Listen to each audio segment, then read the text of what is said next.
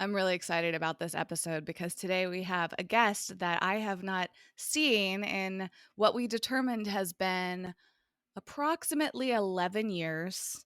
We go way back to actually a really special time in my life when I was working in the film industry, pursuing a whole career making movies.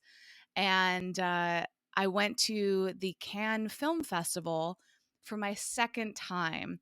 I had gone previously to this festival to basically do an internship when I was in college. And then a few years later, I went another time as what they called a mentor, which meant that I was coming back as somebody that had graduated college and was working in the industry and was mentoring people that were in my position as interns. And it was really both times I went to the Cannes Film Festival were really special. I mean, going to Cannes, France, the south of France is amazing. But when you're working as a young filmmaker and you get to go to the biggest, fanciest film festival in the world, it's pretty spectacular. And one of the points that made it extra special was meeting amazing people like Kirk, who has stayed in my life since. He's actually one of a few people I've kept in touch actually with a lot of people from that time. Actually, wow, just reflecting on him, like I have made a few lifelong friends from that experience. And Kirk, we haven't really been in touch lately, but I was so amazed at your work and how you've transitioned too, because part of what makes this interesting is that neither you or I work in the film industry anymore. We have pivoted and we have used our backgrounds in film and storytelling to create different careers for ourselves. And I love how you focus so much on storytelling. You do an amazing job with your video content and pretty much everything you do. You have a natural charisma that I'm really excited.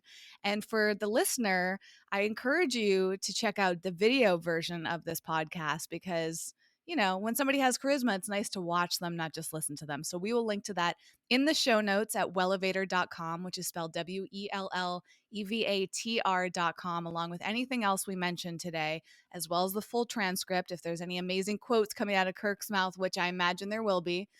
Uh, and I wanted to start on the subject matter of storytelling because this is actually something that is incredibly important across human life, right? We love stories.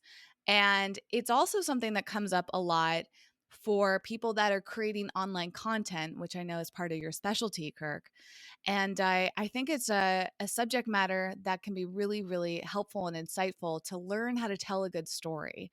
And I think for you, Kirk, you are naturally good at speaking, I believe. But actually, we should start right there. Do you perceive yourself as naturally good, or are you similar to Jason and I where you're just very practiced?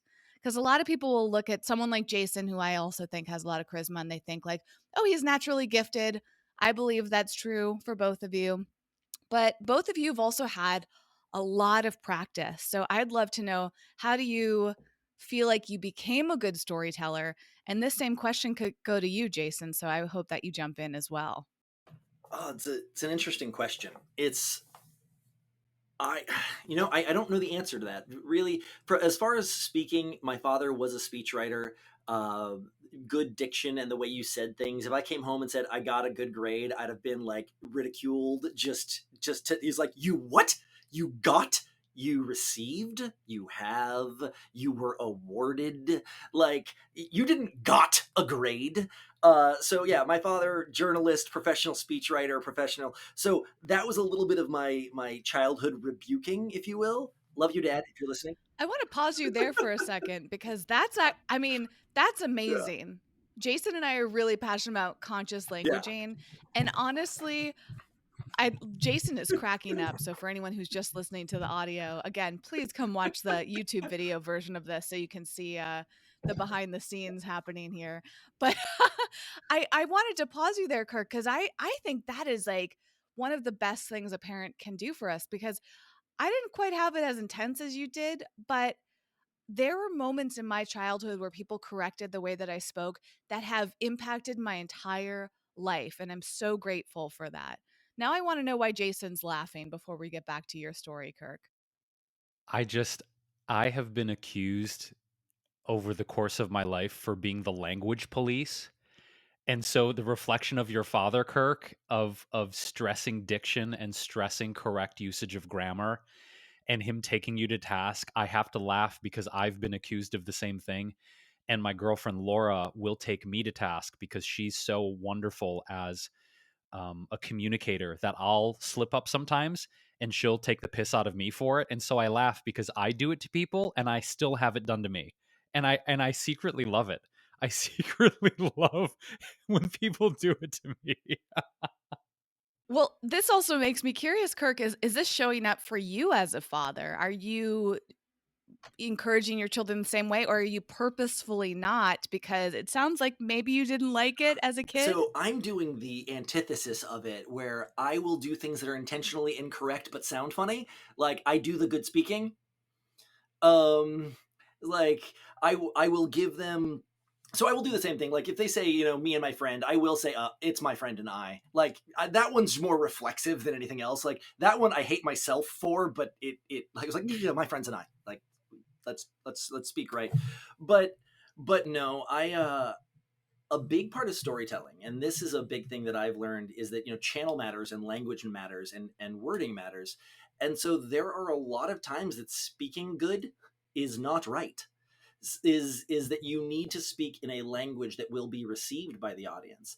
And sometimes if I am speaking to a board of directors, I am going to be speaking in absolute perfect diction, and I'm going to be speaking with my lower register, which I just switched to. I'm going to be doing a lot of different things through diction and standing, and I'm going to be doing a lot to tell the story that I want with more than just my words. But if I'm giving a talk to high school students, there's no way to get them disinterested more faster than talking like their English teacher. And so audience matters, and that goes through not just your diction, but your pitch, your pace, your poise, your pause. Which brings me to my next thing. I was raised by someone who was big into that, but then I have a master's degree in communication, which included rhetoric and debate. I was in the Army. I went through what's called DINFOS, the Defense Information School, where I took a broadcast writing and announcing class, which meant that I had to be able to emulate and de-emulate any accent within reason. Like I had to do a lot of different things. So I started, I'd say, at a disadvantage because of my dad, and then I have had training beaten into me. So somewhere between, yes, I'm both practiced, I'm actually overtrained for I'm not a radio announcer. I don't work in professional but I've had voice training, like a lot of it. I've had diction training, a lot of it, and I was already a pretty vivacious storyteller to begin with. Well, I think Kirk, to I guess reflect my experience and mirror what you're discussing with Whitney's question when she said, was it a matter of sort of having this innate ability to be an orator or a communicator or a presenter versus being overtrained, as you alluded to? I think for me, it was a matter of having specific natural abilities that my mother took notice of as a child and then shoved me out on a stage as a theater kid at a very young age, and not in a sense of being an oppressive, heavy-handed sort of stage mom, as we see outlined in certain narratives. But I think she noticed that I had this ability and wanted to really just magnify it and enhance it and turn the dial, so to speak. So for me, I think it was a natural ability combined with a hell of a lot of training from, say, age 4 onward. So to your point, Whitney, when people say, "Oh, Jason, he's on stage and he just looks so natural and looks so comfortable," it's because from age 4, it was like, you're going to get your ass on stage and talk. Just there's a crowd of people, just go and act, and like you, take voice training, take dialect, and do this thing. And so I think it's both. I think it's nature and nurture combined in my experience. I would absolutely agree with that. Yeah, I know people that if given my I know people with my roughly same background that it's never been something they got well, and it was something they've shied away from because their anxiety for speaking was always trumped by their training. It was their anxiety trumped their training, and I'm an extrovert. I'm not really afraid of crowds. I'm not afraid of telling a story, and then throw a lot of training at that. And it was never something I've been. Yeah. My curiosity as an artist and a creator, and I think this goes for all of us, I want to throw this to the collective here, is practicing, I think, the delicate balance of wanting our art and our creations to be received well. I think that's probably a natural instinct for most artists I know, is we want to know that our song, our stories, our speech, our movie is going to be received with a modicum of enthusiasm and celebratory response. Yet I also think that there's a level of detachment as an artist that we would be wise to cultivate, of not giving a fuck, so to speak, of putting the creation out into the universe and literally training ourselves to care less about what people think. And to me, that feels like a razor's edge, a very, very fine line sometimes of, I really, really want you guys to like this, but also kind of don't give a fuck because that feels mentally healthier.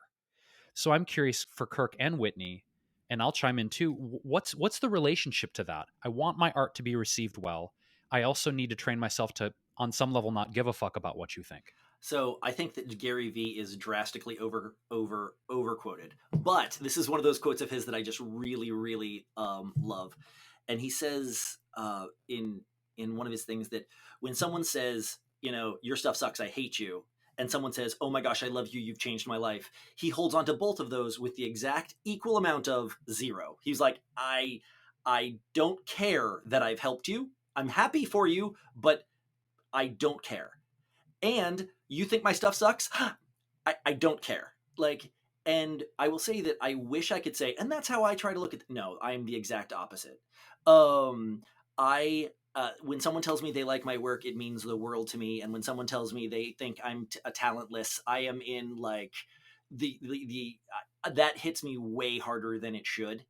Um, I have major approach avoidance due to like, what if people laugh at me? And I try to go out of my way, like, as much as I am an extrovert, as much as I am not afraid of crowds, as much as I'm not afraid of criticism. Criticism hits me really personally, depending on how much I give. Like if you're an idiot, I don't care. But if you're someone I respect, if you're someone whose credentials or opinion is anything approaching sentient thought, then I take everything, both the good and the bad, a little bit too much to heart. We just did something that we've never done before on this podcast, which is completely change up the setting mid recording. And because this might get uncomfortable, is about not always doing a lot of editing. Not because we're lazy. We actually have an incredible team of editors that support us. However, it's more the authentic experience. So again, another reason to watch this on YouTube is because when you do, you will see that Kirk not only changed his microphone mid recording, but he also changed his background. So he is in a professional studio, and Jason and I have a little bit of studio envy right now. Kirk was very kind because he said he was recording in a different room because he wanted it to match our backgrounds, because Jason and I record in our offices, right? We don't have a fancy background like him. And Jason started to ask Kirk some questions that I'm really eager to hear the answer to. Well, I mean, I just noticed there were tentacles growing out of his scalp, and I didn't see the logo behind his head. Again, for anyone who is listening, we encourage you to go to YouTube. And I didn't see the logo type, the font, and I said, "Is that the Kraken?" And then he moved his head, and I was like, Indeed, it is the Kraken." So, Kirk, do we have a mutual affinity for not only mythology but the film The Clash of the Titans? Tell me about this. Oh my gosh, I was told there's only an hour and 15 minutes left, and I don't know that we can cover that in the amount of time that we Cliff's have. notes, buddy. Cliff's notes. So when I first opened my agent, so first off, yes, the Kraken, I literally, I had a book come out last year, and a not insubstantial amount of the book is an analogy around the Kraken. Like it is a mythos and ethos I can go deep with, but it all kind of spawned from the fact that hold on while I tell this, you should be watching this on YouTube. So a few years ago when I opened my agency, when I opened my agency, people are like, so what do you do? I was like, oh, I work in strategic communications. They're like, right, what does that mean? I was like, well, it means that I help you strategically communicate. Like, it's not. And they're like, so is it an advertising agency? I'm like, no, but sure, we'll do your ads. And he's like, well, so it's a PR company. I was like, again, not exactly, but okay, I'll take it. Like, yeah. And it kept going back and forth. I was like, look, just think of it this way. I'm a tap dancing octopus. I've got my hands in everything. And that was just my go-to. Like, it shut people up. They're like, what do you do? Strategic communications. What does that mean? I'm a tap dancing octopus. I've got my hands in everything. And that was just to end the conversation. That was just my kind of tap out. A few years later, I had bought 3 more companies and kind of like absorbed these things. And I'd like hired people and hired people and like done some not hostile takeovers because that's just not my style. But I'd done all these things. And one of my now employees that had been previously a competitor said, you are not a tap dancing octopus. You're the motherfucking Kraken that is just taking people down. And I'm like, I wish that didn't excite me as much as it is. Like, so, when I started kind of my spinoff agency 2 years ago, we were looking for a name. My main company is Glass River Media, and there's a whole story behind that as well. And our logo is the Viking ship. Again, I'm gonna lift this up. Watch this on YouTube. And so our logo is the Viking ship, Glass River Media. And I then made the sub brand, kind of our more aggressive brand is Release the Creative with a K. The whole idea being sometimes you need to make waves. Sometimes it's Glass River Media. Sometimes it's smooth sailing. Sometimes you want to be corporate, polished, pristine, and professional. And sometimes you want a motherfucker to take notice. And that's what Release the Creative is all about. Damn, dude. I mean, that is definitely a multi-tentacled answer and way deeper and more interesting than I could have even imagined. And I also love the energy that you embody when you're like, I'm a motherfucking Kraken. Like, your energy shifts to like this very powerful, embodied masculine when you say it. And a step further, Kirk, The only masculine thing about me. have you considered, or have you already had a tattoo put on your body of the Kraken? Because immediately I'm like, this dude needs a back piece of a giant Kraken. So it's going to be a full shoulder cap, and I'm working with 2 different artists right now. It's like literally I have it all drawn out in about 3 different. I'm working with, neither of them is a tattoo artist. I'm working with like just kind of layout artists and things. Because if you look up Kraken tattoo right now, which I'm sure you've done, I feel comfortable thinking that you have Googled this. Maybe not Whitney, you definitely have. They're all blues and greens, and they're all destruction. They're all, because the Kraken was a destructive force. It was the eater of islands and destroyer. And I'm about that. I'm fine with it. But the whole ethos that I'm is Release the Creative, which is about creation, and it's about production, and it's about making something new. So I want a crazy, still masculine, still daunting Kraken tattoo, but I want it in yellows and reds, and I want it watercolor, and I want it to be bright and about what's the word? About encouragement and building something, and not just taking things down. Because the companies I bought, I didn't buy them to shut them down. I bought them because I wanted something they had. I wanted to build with them. I saw these more as partnerships than taking out my competition. So whereas it was meant by the now guy who worked with me as kind of a joking slant at me taking him out, I didn't view it that way. It was about building. And so I want this tattoo to still be very Kraken-esque, but I want it to be in yellows and reds and bright and cheerful, which is a contradiction, which is why my logo is yellow and black and is Release the Creative. I just had this instinct. I'm like, I know this dude is gonna get a Kraken tattoo. So I love your version of it, and I love the intention behind it. And I think this brings up a more sort of macro level conversation about the waves of creation and destruction in life. And it feels to me, Kirk, like we, generally speaking, on a global level, are very much in this period of deep reflection, deep change, and deep evolution. Yes, the pandemic, yes, COVID, yes, the financial system, but I also think in a lot of ways with looking at Black Lives Matter and creating more equality and having more empathy toward people that are different than us, and LGBTQ rights, and we could sort of blow this out to a very macro conversation. But in terms of creation and destruction, I'm curious with your relation to that on sort of maybe an esoteric level. of, as a human being and an artist and an entrepreneur, how do you, I suppose, on a mental, spiritual level, etc., handle these waves of periods in your life where it's radical creativity and output and growth and abundance versus the seasons in your life that might be more about tearing things down, reinvention, the phoenix rising from the ashes, and that sort of mythological archetype? How does that land for you, and how do you as a person handle those sort of waves? And when you're in a quote low period or a period of reinvention or destruction, um, ride those waves.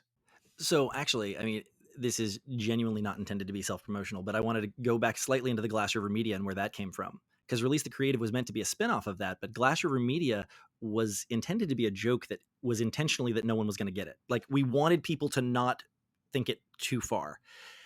Rivers are moving. They're not still. Glassy rivers are dangerous. They're not a safe thing. There's still waters run deep is the oldest trope of like, hey, just because a river looks safe, still waters run deep. Glass River Media, the concept up front was, let us give you something that looks beautiful and we will hide the danger. We will be the insulator from the stuff you don't want to deal with. Let us handle the communications. Let us handle the strategy. Let us handle the angry people. Let us handle all of that. And we will give you smooth sailings, and we will hide the destruction. We will hide the tumult, if you will, the undertow. And because we understand how to navigate these waters. And again, I didn't want to be still waters run deep media. That sounds terrifying. I wanted it to evoke peace and calm. But if you think it through, the name of the company is This Shit Is Dangerous. It's Glass River Media. And it's to what you just said. It's that whether you are a small company or you are a major corporation, the most dangerous thing you can do is where the rubber meets the road. It's where you interface. It's your story. It's your communication. If you build widgets, making the widgets is the easy part. It's selling the widgets. It's getting the widgets out there. And so the hardest thing you do is that, I'm really jealous of and slightly don't believe the companies that I've talked to, like, oh yeah, man, COVID didn't really touch us. We were super fine. I'm like, yeah, you're either lying or not paying attention. Like, it touched you somewhere. And if it didn't, I don't understand your industry at all. It hit us really hard. I had a staff of 7. I now have a staff of 2. It wrecked us. It wrecked everything. It wrecked most of my clients. The reason they had to walk away is that they didn't have staffs anymore either, or they lost their business, or they lost. And so for the last 7 months, it's been exactly what you just said. It's you can't tap out. I have a studio. I don't have staff anymore, but I still have a story to tell, and other people's have stories to tell. But the channels, we talked about that a little bit earlier, the channels matter and the audience matter. And I'm big into cognition, which we haven't really touched on yet, but the state of cognition has changed a little bit, but that hasn't changed our obligation, responsibility, and ability to tell stories and move people. Getting past their own bubble of destruction and failure and hard times is an extra hurdle, but it's also an extra exciting challenge, especially when you're going through it too. But at the same time, if you don't kick against the current, it will pull you under. So you don't have much of a choice unless you're just going to succumb to it. And that's not really my style. So there are times, like you said, that are just intense creativity and you're going to attack it. You're going to take it down. And there are other times when the winds shift and waters change and you have to take a moment to figure out what's going on. And that's what those are. They're minutes of rest. They're minutes of catching your breath. But the least you can do is tread water, because less than that, you'll go down. And so you take those minutes to see what's changing, see the people, the audience, the channels. How is the story different now than it was yesterday? And you adjust. Wow. You're so articulate on the subject matter, and we're so grateful for it, because as Jason said, you have a good combination of, like, you're adding fun and you're adding seriousness to this conversation, and you're really approaching it from a very deep level. And I think this is incredibly important, because I believe that everybody has some part of creativity in their life. Some of us lead with it more than others. Some of us make it our profession, like the 3 of us. Some of us, maybe creativity is drawing or working on some sort of project at home, painting. I think creativity is so incredibly important to us as human beings. It's a form of self-expression. And some of us find that it's so buried deep down that we wouldn't even identify as being a creative person at all. And I think the more that we can draw that out, and you know, going back to the example of storytelling and how like just telling a good story is a form of creativity, you know? And I think that's another thing of it. It's like when you're talking about releasing your creative and releasing the Kraken, it's like maybe there's something that's buried deep down within you that you want to release into the world and express in a different way. And it's absolutely true. One of the things that I'm really passionate about is idea suppression.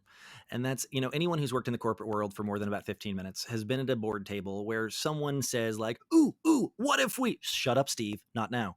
Like it's like, and you're like, what if Steve had a good idea? He didn't. We checked. Like, I mean, and poor Steve, man, for all the Steves listening right now, I just picked a name. It's not you. It might be you. But like, I just Is Steve like the equivalent of a Karen? more or less. Steve is the name I use for like the office reject. Again, Steve, I'm sorry. I don't like know you, but that's just mine. Anyway, yes, absolutely. But I was working. So when I started writing my book, it was 2013, and I was working on a government contract. For all of you listening, if you're on a government contract, I'm sorry. And if you aren't, Nancy Reagan, just say no. Government contracts are where all creativity and good ideas go to die. And I will back that up. But so I'm on this contract in 2013, and there's this guy I'm talking to, and he's literally brilliant. He's like a Rhodes Scholar that went to Princeton. He's just stupid, like Mensa level smart. And we come out of this meeting, and he's grumbling. We were all grumbling. It was a stupid meeting. And I'm talking to him, and he's like, you know what we need to be doing? And he outlines in 100 words the solution. I'll keep it really top level, but I was like, yes, that's what we need to be. Let's do that. He's like, nah, they're not going to listen. I'm like, dude, I'll write it up for you. Like, I'll bring it forward. I'll take the heat. Like, I'll write it up. I'll bring it forward, your name on it and everything. But he's like, no, look, I've been in the government for 17 years. I need to keep my head down for 3 more years, get out, and I'm going to, go open my bakery. He didn't say bakery, but you get the point. And I was like, so I just want to make sure I get this right. Your life goal after your level of intelligence and your goal is to get out with making as little impact as possible. And he's like, well, I wouldn't have said it like that, but yeah, more or less.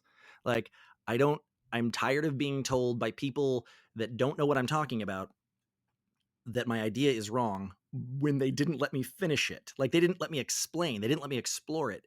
And so I started studying this, and I started asking people and conducting interviews on kind of my nights and weekends, and finding that like idea suppression, there are whole departments of large corporations and whole agencies within the government that their entire function is to say no. Their entire function is to weed out. And you're like, well, of course, otherwise it would bloat. And that's true. I'm not saying that there's no value in shutting down bad ideas, but I'm saying that there's a lot of value into hearing out bad ideas. There's a lot of value in not suppressing someone's bad idea because you don't get it. Because there's no one in history, no one I've checked, that made an impact by doing things the way other people understood them.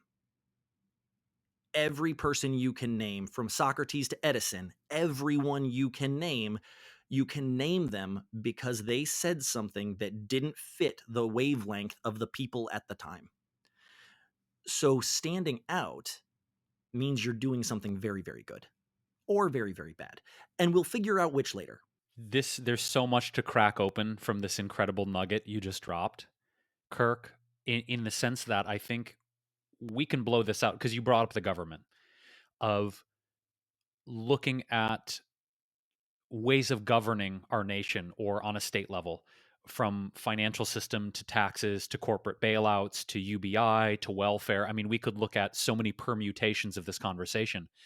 And I think that in some sense, we're up against some sort of deep, primal neurological desire for safety, and safety through familiarity. If we have these systems in place that have been governing us as a human society for decades or hundreds of years or thousands of years, depending on the example we're using, why deviate from that?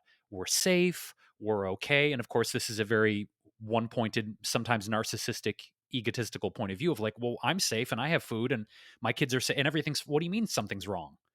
not looking at some of the endemic flaws in the current systems that are perhaps not supportive and not beneficial for human life and not beneficial for making sure that people's basic living needs are met. But why change? Because things keep running along. And to your point, I think when someone comes up with something that is viewed as rogue or renegade or contrarian that could be more beneficial if one is looking at this from, I don't know, a more humanistic or utilitarian perspective of, oh, this would actually benefit more human beings on the planet and maybe be better for the environment and maybe lessen the amount of suffering. But, oh, it's going to be hard to change. Let's not do that because that's uncomfortable. Let's not do that because that's painful. It's almost like human beings would rather choose one pain over another. Like the pain of a decaying system is a pain we would prefer rather than the pain of changing it and making it more compassionate and making it more equitable and making it more, quote, fair.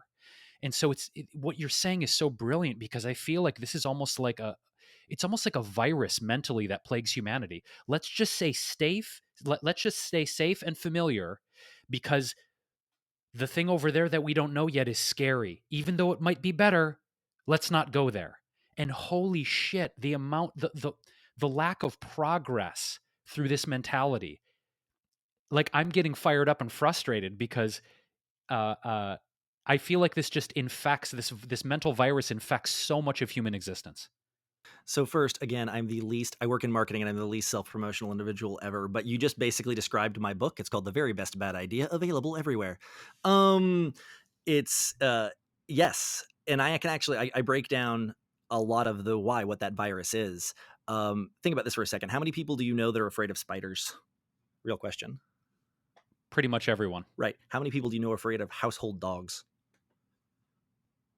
Only a few who've been bitten as a child. Right. So 31 people die to a household dog attack per year, and 6 people die like every 4 years aggregate from spider bites. But dogs are cute, so that number is not irrelevant. That number is completely irrelevant. We, in history, infestations, bees, snakes. Why are people afraid of snakes in North America? You can almost not die. Not die. Rattlesnakes are kind of bad, but the chance of dying from a rattlesnake bite in North America is if you get to the hospital, you are fine. Other countries, this is a different thing, but so many people are afraid of snakes, viscerally afraid of snakes. I'll tell you why. That's firmware they're running from 7,000 years ago. Your limbic system, your neocortex is up here. It's what you reason with. It's where your language center are. That get your pins and needles, that fight, flight, or freeze, that unbelievable, that visceral emotional reaction. That's your limbic system. It's your lizard brain, as it is affectionately called, because it's the oldest piece of your brain. And you are still right now. You are running firmware from the times when you lived in a cave, because the mega shark took millions upon millions of years to become the top of the food chain. 10,000 years ago, man weren't nothing. We made the top of the food chain in a disproportionate amount of time. Our brains did not evolve as fast as our society did. So we are running. This is why, the exact same reason why Jerry Seinfeld said it best, that the world's greatest fear is public speaking, and the second greatest fear is death. So a majority of people at a funeral would rather be in the casket than giving the eulogy. And he said that as a joke, but I've checked the numbers. It's actually true. The world's largest fear is public speaking. And why is that? And I break this down. The answer is because being ostracized by the group historically got you killed. Being singled out, so what you call as a virus, it's actually firmware. It's standing out. You have been trained to fear as death, because up until really recently, banishment was still being practiced. Like in banishment was still a thing in recorded history, like in this era. And getting kicked out, the reason they didn't kill you is because they didn't have to. Let the wolves handle it. Banishment, standing out. Historically, the fastest is a threat. The slowest is a liability. The safest place you could be was in the middle of the pack without a name. And so now I'm going to write this proposal and I'm going to take it to my boss. Yeah, he might love it, or he might steal it and take credit for it, or he might fire you for not staying in line, Johnson. Like, it's we have been trained, and not even trained, we are biologically inclined to want to be faceless. And yes, there are those of us that are the extroverts and that love the attention and the applause, but even then, like you said it, there I don't know, back when I was working in the film industry, I didn't know a professional actress or actor that didn't just really struggle with self-doubt and really struggle with putting themselves out there and had to hype themselves up to go out on auditions because of the loathing and the self-hatred. I mean, it makes it sound like the greatest job ever, but it's because your limbic system is literally telling you, sit down, shut up, and stay silent, or you will die. My question is then, for lack of a better terminology, how do we override that? Because I think that so many of us might have something, and again, we might perceive it as this is going to ruffle the feathers. This is going to cause too many ripples in the water. This is going to potentially ostracize me. People might not understand. They might think I'm a freak. I might lose my friends. I might lose my job. I might end up homeless. But some people have this burning desire to express this thing. I'm curious, Kirk, in your cosmology, what do you recommend for people who have that inkling inside of themselves to start to practice overcoming those fears and take the leap of faith, even if they're labeled as a freak or an outcast or no one's going to understand me? How do we begin to move beyond these ancient primal fears of the reptilian brain and actually do the damn thing we want to do? Amazing question. Two answers. One is to, and I've actually had clients talk to me about this, and they had some very real fears that, were rooted in their circumstance that were they weren't lizard brain. They're like, no, they had a lot to lose, and it could be it. So the first thing is that, pardon me. The first thing is to really address how much of your fear is your mother still going to love you if you fail? Probably. Like, are you going to be banished, rode out of town on a rail? If you fall on your face, is it going to be more than embarrassing? Probably not. Like, the biggest thing is to step back and really make an accounting, make an audit of, okay, is a saber-toothed tiger going to jump out of that bush and maul me if I wander away from the campfire? No? Then this might not be as scary as I'm letting myself think. So that's the first, and that's a head game, and nothing can do that. Intentionality, mindfulness, meditation, yoga, like nothing can get you past that. You are your biggest enemy. Get out of your own way. That is the the hippie answer. Let's get to the functional answer, because everyone loves a good system. And so if tomorrow, if let's say you lived in a shack in a dirt lot, you have no money, you have no this, and I come to you and I say, I'm going to give you a Corvette if I think you can take care of it. And I look and I was like, oh, well, you can't. You don't have a garage, you don't have a driveway, you don't have anything. I swear this is going somewhere. It's an insane analogy, but it works. I can see the speculation for those that are watching YouTube. But yeah, here we go.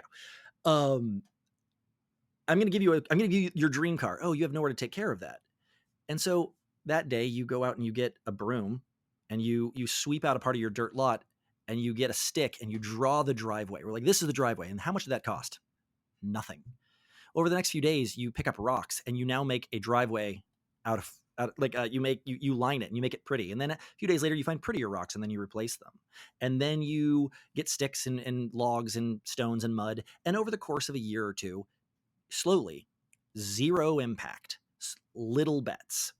Peter Sims, I believe his name is. I don't remember his name. Look at a book. It's called Little Bets. It's awesome. You do little things that were low impact and nothing. And now all of a sudden, when you go out and say, man, I really want a Corvette, instead of saying, but I can't afford one, or even if I bought one, I'd have nowhere to put it, you have solved the infrastructure problem. Now let's take this from a government contract standpoint. And this is why I left the government, is that they both admitted that they agreed with what I was saying, but still wouldn't do it. I'm like, and I'm out. Like, I can't. If I say to you, hey, I have this idea for this project. I'm working 30 hours a week on a 40-hour a week contract. I have 10 hours a week that is doing literally nothing. I have this idea. Here's the project. Here it is. And they go, yeah, we just don't have the money for this year. Let's talk in the fall, the new fiscal year. And I was like, right, but I have 10 hours of my week that is doing literally nothing. can I start doing the research for this? And they're like, no, because if X, if Y, if Z, if they see that we're spending 10 hours a week, if they see that we're spending time and money on this on a project that hasn't been approved, but with that 10 hours a week spread out over a year, so that's 520 hours, that one person with it is skilled enough could have just put in incremental things so that now the next year, when the fiscal year was up, instead of saying, we have this idea, and they're like, cool, what have you done? Well, right now it's just an idea. Well, now I have 520 hours worth of collated research. I have the numbers, I have the dates, I have the data. So many people, what plays into that fear on the hippie side is that they see it as a leap of faith. Then don't take the leap. Get in the shallow end. It's more painful, but like we get in slowly. Go to the water's edge. Test the water. Do the things you can do with the resources you have, because the other big like Trump stump speech I have, sorry, Freudian slip, I suppose. The big stump speech I have is that you right now have the resources to do that thing you want to do but think you can't. You do. You might not have the give a damn to make it a priority. That's probably true. You might not have the time that you want to remove other, you might have a full plate and are unwilling to give up other things. That might be true. But that thing you want that you think you can't have because you don't have the X, you have the X. Period. And I don't even know what it is. I don't know what the X is. I just know that you have it. And I've proven this with hundreds of clients that if you get out of your own way and stop being scared and stop making excuses, and simultaneously, you don't need to buy the car before there's a garage. You don't need to hire the team before there's a proof of concept. You don't stop aiming at the finish line. Aim at the starting line. And that's how you get there, both from a fear standpoint and a system standpoint. This is super valuable because I think, what you're bringing up is reminding us that most people get stuck here. Most people get stuck in the fear. So first of all, it's okay if you're in that stuck place because it's very common and normal, and it's part of our wiring, and it's part of how we've been conditioned in society. And I think a lot of people actually get stuck there partially because they're beating themselves up so much. Like they try to take a step and they're like, "Oh my God, I'm so afraid. Oh my God, I'm the worst person ever. I'm going to fail." And then it's like that they start to beat themselves up for having those thoughts. So now it's like they've got two things working against them. They've got the fear, and then they've got that self-loathing, right? And then it's like paralyzing. And it's important to remind people that it's easier said than done, and it does take a lot of practice because we have to push ourselves so much, and we might have to push ourselves every single time we do it. I mean, I often think about this in terms of fitness or eating the way that you want to eat, however you consider eating healthy. Every time I work out, I face a point of resistance. I have it on my schedule every day to work out for 30 minutes. And every day I don't want to do it. Every day I dread it. Every day I'm like, ugh, do I have to do this? And I know that it's going to benefit me. I know I'm going to feel better. But the mental challenge of it is still there, no matter how many times I've been consistent with it. So I think another part of this, Kirk, and I'm curious if you have like another tip for like, I think as human beings, whenever we face something over and over and over again that we don't like, we're very tempted to give up. We take that as a sign like, well, this is too hard. It's never going to get better. It's never going to get easy. Why am I bothering with this? And that it takes a lot of resilience. And some people are very naturally good at overcoming that. I think I'm actually one of them for the most part, not to pat myself on the back, but like I've noticed that about myself. But sometimes that works against me when I'm trying to support other people because I forget that not everybody is able to get over those hurdles. And I also know that in some parts of my life, I'm one of those people. In some parts of my life, I'm someone that's like, ugh, like this is too hard. I'm not even going to bother with it. It's, I'm always tinkering on that edge when it comes to working out, for example. No, it's a remarkably valid point. It's again, it's that fear of ostracization. That's not a word. Being ostracized from the group. It is conjugation is our friend. It's that fear, and that is a remarkable hurdle. And you're right. I mean, I'm not ever going to say, and some people just can't do it. no, for some people that is a much bigger hurdle than other people. Like I spent so much of my youth getting made fun of, and I'm not trying to be all like down. Like I spent so much, I would never went first through ninth grade. I did not go to the same school 2 years in a row. I moved constantly. Um, I've joked with people that the only thing I know about a group of boyhood friends I learned from Sandlot. I don't have that sense memory. I was the outside kid my entire life. So for me, it's a really low bar. It's like, oh no, you mean I won't have friends again? Like, but people that grew up in safe and stable environments sometimes find that harder. And that's, I'm not trying to be overly glib about having a family unit that is safe and stable, but no, there are people that are not as, that are less comfortable with the uncomfortable. And that is, as I said, that's something that you have to work on, and it becomes less comfortable the more mentally prepared you become for it. If taking the leap off the high dive is too much, as long as you get in the pool, that's the goal. The goal doesn't need to be the fall. The goal doesn't need to be the splash. The goal just needs to be get in the water. And that can be done in a number of different ways. And the thing that I like to point out to almost everyone is this, that the people you can name that are your heroes, unless you are a scholar on them, I can almost guarantee they didn't do the thing you think they did. And Henry Ford, for example, did not invent the car nor the production line. He did neither of those things. Edison didn't invent the light bulb. Alexander Graham Bell, it is hotly debated whether or not he invented the telephone. He certainly wasn't the only person in that era to have done it, and he used pieces from other people's, including the Wright brothers are hotly contested in every country except America, if they were the first to do manned flight. Every accomplishment in human history, yeah, they didn't do the thing you think they did. But let's talk about Henry Ford for a second, because he's one of my favorites. What did Henry Ford actually do? He didn't invent the production line. Royal Olds did, of Oldsmobile, 8 years earlier, before Ford even opened. So why do we herald Henry Ford, who was pretty much a horrible human being, but that's not this podcast. Like, because before Ford, the car was something that rich people in cities used, and Ford put it and made it the Ford F-150 farm truck. He made the Model T Ford something that middle American Minnesotans had to have, where just 15 minutes earlier, only rich kids in San Francisco had them. He didn't invent anything. He changed the way we thought about the way we lived our lives. Same thing with Edison. Edison invented nothing. He stole everything. What Edison actually did was change the way we thought about living our lives. I can do this with everyone you can name. And I from Ayn Rand to Friedrich Nietzsche to Sigmund Freud, everyone you can name them because they changed the way you thought about something. They did not. Steve Jobs did not put an iPhone in your pocket. He changed the way you thought about access to your stuff. And they're like, no, he's the inventor of Apple. Sure, but that's not what his contribution was. People get so caught up on the what am I gonna build?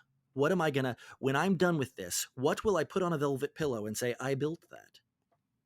And it's really important to know that all of your heroes didn't do that. All of your heroes, they're your heroes because they added to the way you thought about the world. So stop trying to build a thing and start trying to change minds, because changing minds through storytelling is the way you make impact. We would remember Steve Jobs even if he didn't give us the iPhone, because what he did was bigger and more disruptive than that. He gave us disruption. He didn't give us tech. Same thing, actually, with Bill Gates. He's a little bit more tech on the tech side, but what Bill Gates did was make email a thing a decade before email was supposed to be a thing. He changed the way we interfaced. He changed the way we thought. He made the banking industry get rid of their entire infrastructure and go to digital before that system was ready. And you're like, well, that's a thing. He gave the thing. No, he changed their minds first. He told them a story that had them behind the curve if they didn't adapt. So this is a remarkably long answer to what was a fairly simple question, but the answer is yes, lots of people are terrified. But if we remember that that is just something you have to live with and deal with and overcome, it's a lot easier when you realize your heroes didn't do the thing you think that they didn't do the thing you think they did. All they did was convince someone of something. That's it. All of them. All they did was think differently. And that's a much, much lower bar. Think your way. Think your way, and don't apologize for seeing the world differently. And anyone who will listen, help them see the world the way you see it. And if you do this enough, that is how you build. Whether it's widgets or tech or a philanthropic endeavor, all of them. They're not capitalistic. They're not building something. They are changing minds 100% of the time. The wisdom and the poignancy of your statement, Kirk, resonates deeply. For two reasons. Number one, we've talked on the podcast about our tendency as humans to deify these avatars. Oh my God, Henry Ford, Elon Musk, Thomas Edison, et al. All the people you mentioned. We deify them. We make them almost godlike. Truly, I mean, we're doing it now. I mean, it's we could athletes, celebrities, entrepreneurs, innovators. We make them into gods and goddesses. Truly, and we treat them differently. But to your point, it's interesting. If I also look at I'm a musician. I'm a huge fan of musical history. I love music, and I think about genres of music and who's credited for innovating, or I'll put this in air quotes, creating a new genre. But if you go way, way, way back to musical history and you look at, you know, African music and tribal dances, and look at the roots of classical instruments and who created guitars and who created pianos, and you look at the foundations of music today, I mean, this can all be traced way, way, way, way back, and the roots and the chord structures and scales and notes. And in terms of genres, you know, if you look at this is a very rote and very maybe banal example, but it comes to mind. You know, when you think of, like, I don't know, in people's minds, like the biggest punk bands or grunge bands or whatever, it's like, oh, Nirvana was like the one who broke through. But, you know, if you look at what Kurt Cobain as an example was saying, he's like, yeah, we're kind of like just like the Pixies meets Iggy and the Stooges. You know, he even admitted they weren't doing anything new, but they sold millions and millions and millions of records, and people in their mind go, oh yeah, Nirvana was they're the penultimate band. They're like the ones. But you don't necessarily hear about the contribution of the Pixies, who were taking, I mean, you look at punk rock, it's basically, you know, blues scales sped up and played more aggressively. And then you look at the blues musicians taking from, you know, African songs and slave songs in the fields. And my point is, to piggyback on what you said, Kirk, certain people are deified as these innovators and creators. But if you look at the history, to your point, they didn't actually create anything. They just created an amalgam of their influences and packaged it perhaps in a way that was particularly digestible to the public. And then the public heralds them as heroes and innovators.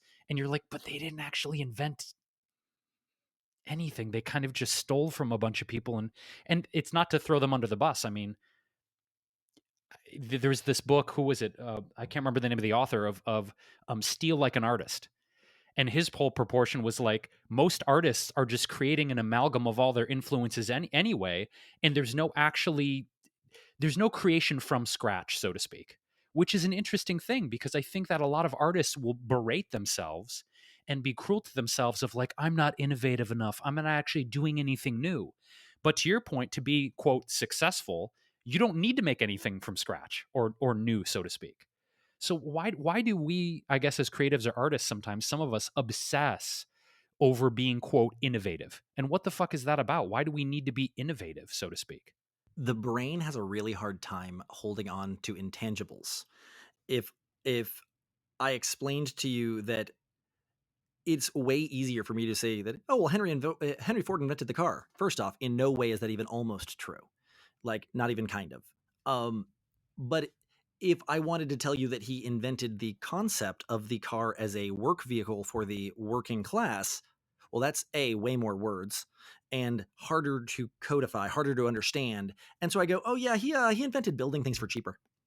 And when you actually break down what he did, like, I actually interviewed some people at the Henry Ford Museum again when I was diving deep into this concept, and the answer was that, like, He was the first person to not look at the car as a toy. He was the first person to not look at the car as a status symbol. He looked at it as horsepower. He looked at it as the ability to do more for. He looked at it as an efficiency machine, not a status symbol.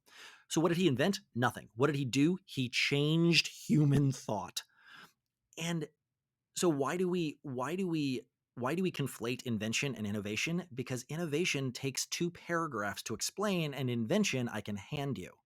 Telling you that Steve Jobs invented the iMac, the MacBook that I am talking to you on, is super simple. It's not accurate at all, but it's really simple. And we love bite-size, fortune cookie, easy, tactile things. This earpod brought to you by Steve Jobs. No, it wasn't. Not even a little bit. But because disruption is hard to explain. I've tried with my mother many times. It never goes anywhere. And so we get so tied up on things we can hand our father and say, "Are you proud of me now?" We get so tied up on the picture of the mayor handing me the key to the city. We get so tied up in that which we can touch. When truly, can you tell me the architect of the Great Wall of China? Can you tell me the emperor that commissioned it? Can you tell me any substantive fact other than it exists outside? And the answer is, unless you work in history of the Far East, no, you can't. Because building a wall wasn't innovation. Building a wall was building a wall. And the only reason we care is it was a big-ass wall. But had it been the invention of the wall, which it clearly wasn't, we'd know that guy's name.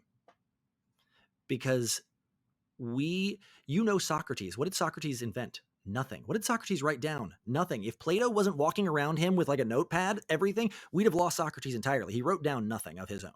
Plato just like wrote everything down for him. Socrates invented nonconformity. Asterisk, clearly not true.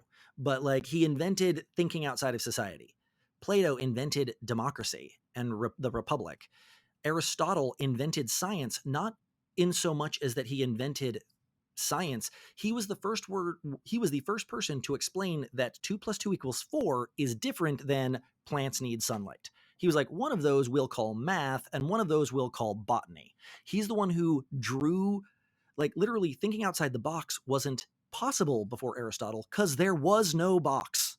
Like he's the one who categorized thought. We can name these men who literally gave nothing. They did not. There was no thing. There's nothing that they left behind. But as we moved past that, as we move to more modern society, we start really, really wanting the thing to hang on the wall. Because I convinced someone of something cool once. It's the same thing you just said. It's borrowed and stolen. They can say, well, I had thought of that before once too. And a thing with a patent number is the ultimate claimed territory. And we crave that. I'm not sure why. I'm not one of those people. But we do. We want credit. And credit over a thing that you can register at the patent office is easy. I thought of this really cool thing once. But even think about it for a second. John Nash, Nobel Prize winning mathematician, it was still just a concept. Like what he developed was a concept, not a thing. And anyway, that's my bloviated, long-winded answer, but that's why. It's because we can see it and we can show it to our dad and we can like hang it on the wall and we love that stuff. For the record, I have a great relationship with my father, despite the fact that whole rant made it sound like. I mean, this is incredibly important because just reflecting on the motivation about why we do things is so important. We're big advocates for awareness because we feel like everything begins with awareness. And I also love understanding why. I'm a big questioner. Have you ever done the 4 tendencies quiz? Do you know about that, Kirk? It sounds remarkably familiar, but I take a lot of those types of, so no, nothing springs to mind on that one. Okay. Well, there's 4 results that you can get. I'm a questioner. Jason is a rebel. And I feel like maybe you're a rebel, Kirk, I'm a but rebel. No, also we with took like this a in. little bit of questioner side to you. Yeah, no, I remember this now. I It's took it in coming grad back to school. you I now. took it in grad Okay. school. I'm a what's the other two? Yeah. I'm a rebel with something else, and you haven't said it yet. I can look it up, but I don't remember. I always forget the other two because I don't resonate with them. Upholder is one of them, and the fourth one, obliger. Yeah, I wanted to say that I was the weird polar opposite of I'm the rebel who likes to please people, which is again just loathing and self-hatred. It just runs deep. And and I appreciate that transparency because it's so relatable, you know. And for me as a questioner, I really like to know why. I'm a big why person. I'm driven by why we do things. I like to understand and put into context. And it actually is a part of a coping mechanism too, because when I understand human nature, it's like, oh, okay, I feel comforted by that. You know, like, okay, like now that I understand the why behind anything, it feels more comfortable to me, and it helps me cope with challenging things, you know. And all of this just reflecting on the motivations behind wanting something like credit and status is a big fascination point for me, especially because our lives are so digitized right now. We've talked a lot about that on the show. We talk a lot about social media and the role it plays on us mentally and emotionally, and the comparison trap, and the roots of a lot of self-hatred. But what's interesting is that I don't know if any of those are truly the roots of self-hatred, more as like they're amplifying it. Because when we can compare ourselves to other people, then we get triggered into thinking about all the things that we don't like about ourselves because we see somebody who we perceive as not having those things, about having their life figured out. And then also, that oversimplification is a big part of this too, Kirk, and that ties into social media. It's like, how can you blame anybody for putting up their highlight reels? They're just trying to quickly simplify who they are and what they are of value to other people. You know, and so when we step back and reflect on like how we present ourselves to others, we've been trained to show our resumes, and our resumes are just simple ways of describing what we've done in our lives and why, and put it into context for other people if they want to hire us, work with us, or appreciate us. And you look at people's bios, you know, one of the first episodes where we got really fired up on this podcast was about like, can you truly call anybody an expert? I mean, in my opinion, no, but we use the word expert to quickly convey that somebody knows a lot about a certain subject matter. It's not that they know the be all end all. It's not that they have all the answers. It's not that they're a perfect human being on any subject matter. But I can see why you'd use that. And you know, every time I write my bio, every time I have to write a one-liner about myself, I get very uncomfortable with it because I don't like simplifying. It's just too simple. But as human beings, that's the way our brains work. We work in these sound bites. We work in these quick little snippets to understand each other. And I think that's actually part of the challenge that we face. It's human nature, and yet it leads us to a lot of these challenges. So we're very complex psychologically, I suppose. No, it's remarkably true. It's there are understanding why is once you understand the why of things, you can either lean into that or circumvent it. You can add ease to you can ease up on something or double down on it. I think one of the coolest things I learned a few years ago was that from a cognition standpoint, your brain has a single function, and that's to predict what's about to happen. Like you are a fortune teller. That's all. And so and that's why memory is the way memory is. You don't remember every step you've ever taken. You don't remember every breath you've ever taken, but you do remember that time you were so out of breath you thought you were going to die, and you do remember the time you stubbed your pinky toe on the edge of the coffee table and screamed for 5 minutes. You remember that like just like it happened 5 minutes ago. And the reason is because those both broke the prediction. Your brain was like, you have stepped 1,000 times and they've all been, or 10,000 times, 10 million times, and they've all been eventless. Clear that data. This step hurt. We should catalog that one. Running really hard made me want to throw up. We should catalog that one. Your brain is doing nothing but saving things that are relevant for a future date, and it's making predictions, which is why all of a sudden, this would we could go down a huge rabbit hole here, which is what those trigger warnings are. It's like, for people that have experienced this trauma, they have stubbed their toe on this coffee table. Warning, we're going to be talking about coffee tables. And that might bring up some things. And we want you to be aware that there will be coffee table talk today. And we know that a coffee table hurts you. And I'm not trying to be glib with that. I'm just trying to not be overly specific.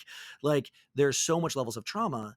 And it's because we are prediction engines and our brain catalogs the things that hurt us, the things that stood out, the things that made us happy, the things that made us sad. But the only thing the brain does not save the mundane. It doesn't know how. It doesn't save the routine. Unless it was so routine, you were so bored, you thought you were going to die.